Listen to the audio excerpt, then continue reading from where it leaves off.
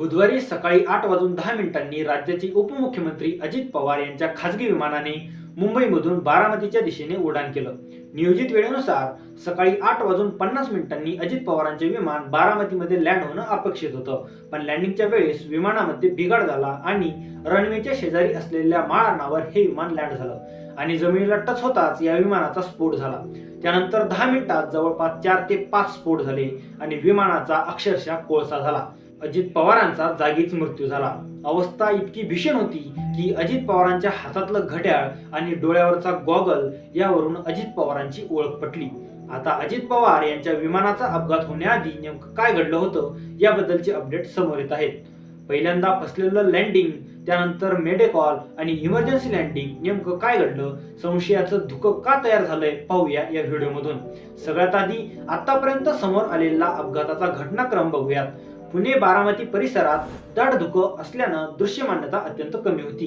बारामतीची air strip लहान आहे, त्यामुळे इथे ILS म्हणजे इन्स्ट्रुमेंट लँडिंग सिस्टीमची सुविधा उपलब्ध नाही. त्यामुळे पायलटला पूर्णपणे मॅन्युअल आणि व्हिज्युअल पद्धतीने लँडिंग करावी लागणार होती. सूत्रांनी दिलेल्या माहितीनुसार विमान थेट रनवेवर न येता मोठा वळसा घेत असल्याचं दिसून आलं होतं. याचाच अर्थ विमानाचा लँडिंगचा प्रयत्न रद्द करण्यात आला असावा.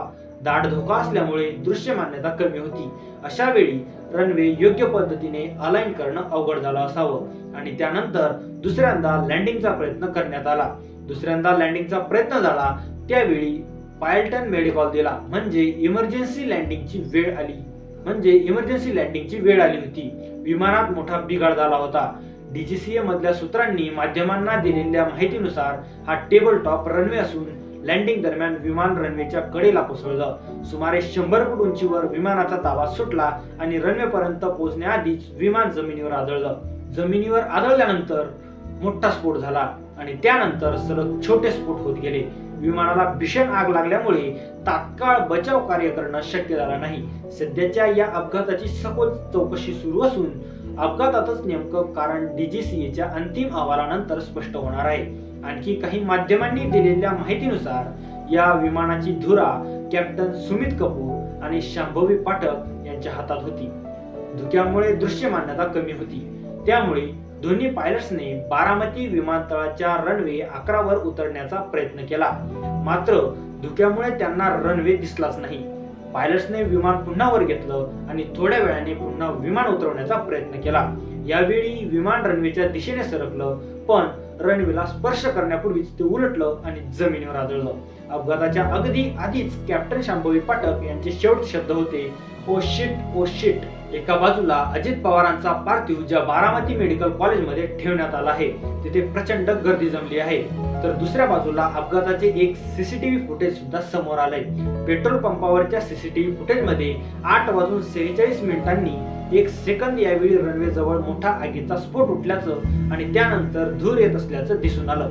हे सगळं घडताना दिसलं फक्त काही सेकंदात. अशातच अजित पवार ज्या विमानातून प्रवास करत होते त्या विमानाबद्दल सुद्धा माहिती समोर येत आहे. हे विमान VSR वेंचर्स प्रायव्हेट लिमिटेड या कंपनीचं आहे. हे विमान 16 वर्ष जुनं होतं. ही कंपनी विजय कुमार सिंग उर्फ कॅप्टन VK सिंग यांच्या मालकीची आहे. मूळ नवी दिल्लीची असणारी ही कंपनी private charter plane, helicopter rentals आणि एअरक्राफ्ट मॅनेजमेंटचं काम करते. अजित पवारांच्या विमान अपघाताबद्दल कॅप्टन VK सिंग यांनी विमानात कोणताही तांत्रिक बिघाड नव्हता. दोन्ही पायलट हे अनुभवी होते. विमान सुरक्षेच्या दृष्टीने सेफ होतं. अपघात कमी दृश्यमानतेमुळे झालेला असू शकतो, पण नेमकं कारण DGCAच्या चौकशीमधूनच समोर येईल असं माध्यमांशी बोलताना त्यांनी सांगितलंय. आता या सगळ्या VSR कंपनीच्या याच मॉडेलच्या विमानाचा 3 वर्षाआधी अपघात झाल्याचं समोर येतंय. 14 सप्टेंबर 2023 रोजी VSRचं एक लेअर जेट, 14 डिसेंबर 2023 रोजी VSRचं एक लेअर जेट 45 विमानतळावर क्रॅश झालं होतं. विशाखापट्टणम मधून येत असताना मुसळधार पाऊस आणि कमी दृश्यता मान्यतेमुळे विमान क्रॅश झालं. विमानाचे 2 तुकडे झाले आणि त्याला आग लागली, पण आग लवकरच विझवण्यात आली. या अपघातात विमानात असलेले सर्व 8 लोक गंभीर जखमी झाले होते. अजित पवार हे सुद्धा VSR लेअरचं जेट 45 हेच विमान वापरत होते. त्यामुळे विमान कंपनीचा दुसरा अपघात असल्याचं समोर आलंय, ज्यावरून आरोप प्रत्यारोप सुद्धा होत आहेत. ज्येष्ठ पत्रकार अवेश तिवारी यांनी या संदर्भात एक ट्विट केले, ज्यामध्ये त्यांनी दावा केलाय की अजित पवारांच्या ज्या विमानाचा अपघात झाला त्या विमानाबद्दल मी तपास आणि चौकशी करत होतो. ही जी VSR कंपनी आहे ती जुन्या रद्दी झालेल्या विमानांना VIPच्या ड्युटीसाठी लावते. या कंपनीच्या मालकांना अनेक फोन केले पण कोणीच माझा फोन उचलत नाहीये. अजित पवारांच्या मृत्यूची नीट चौकशी झाली पाहिजे. व्यावसायिक आणि अभिनेते सुनील शेट यांनी केलेल्या ट्विटमध्ये ज्या VSR कंपनीच्या विमानाचा अपघात झाला ते हॅबिच्युअल ऑफेंडर्स आहेत आणि हा त्याचा दुसरा विमान अपघात आहे. ही बाप आणि मुलाच्या मालकीची कंपनी आहे आणि माहिती असलेले लोक सांगतात की DGC इंडिया या कंपनीच्या खिशात आहे. ही कंपनी बंद झाली पाहिजे असा दावा सेठ यांनी केलाय. त्यामुळेच साहजिकच अपघाताभोवती संशयाचा धुक निर्माण झाल्याची चर्चा आहे. वैमानिक म्हणून प्रशिक्षण घेतलेले काँग्रेसचे ज्येष्ठ नेते आणि माजी मंत्री नितीन राऊत यांनी विमानाच्या तपासणीबद्दल प्रश्न विचारले आहेत. राजकीय नेत्यांच्या सततच्या दौऱ्यामुळे अल्पवेळेत अधिकाधिक सभा आणि कार्यक्रमांना उपस्थित राहण्यासाठी हेलिकॉप्टर्स आणि छोट्या विमानांचा वापर वाढला आहे. मात्र अशा प्रवासादरम्यान सुरक्षिततेच्या दृष्टीने आवश्यक असलेली संपूर्ण तांत्रिक तपासणी केली जाते. याबाबत गंभीर प्रश्न उपस्थित होत आहेत.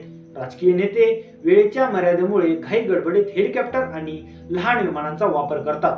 मात्र कोणतंही विमान आणि हेलिकॉप्टर उड्डाण करण्यापूर्वीच त्यांची सखोल आणि तांत्रिक तपासणी, वैमानिकाचं लॉगबुक, हवामान अहवाल आणि देखभाल नोंदी तपासलं जाणं आवश्यक आहे.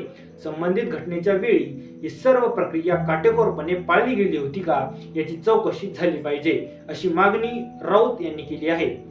या सगळ्यात खरंच दृश्यमान्यता कमी झाली होती की ऐनवेळी कुठला बिघाड झाला हे पाहणं महत्त्वाचं ठरेल. प्रत्यक्षदर्शींनी दिलेल्या माहितीनुसार लँडिंग वेळी विमानातून विचित्र आवाज येत होता. विमान कंपनीकडून जरी कुशल अनुभवी होता, विमानात बिघाड झाला नव्हता असं स्पष्टीकरण देण्यात आलं असलं तरी आता चौकशीतून नेमकं कारण समोर येणार आहे.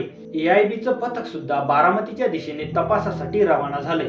पण अजित पवारांच्या मृत्यूमुळे एका बाजूला महाराष्ट्र हळहळत असताना अजित पवारांच्या अपघाताबद्दलचे आरोप आणि शासकही चर्चेत आले आहेत.